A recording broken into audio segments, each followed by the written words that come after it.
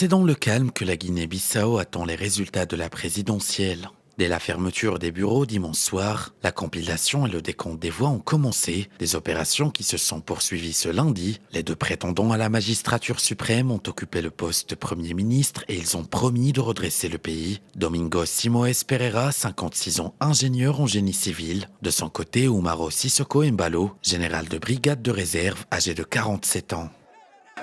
Oui, je viens de recevoir l'appel de Domingos Simoes Pereira qui m'a félicité. Il va passer chez moi cet après-midi. Donc vous avez gagné. Domingos Simoes Pereira vient de me féliciter. Merci beaucoup. Ah oui, le peuple bissau-guinéen est confiant. Je reste confiant parce que j'accompagne le peuple bissau-guinéen. Merci.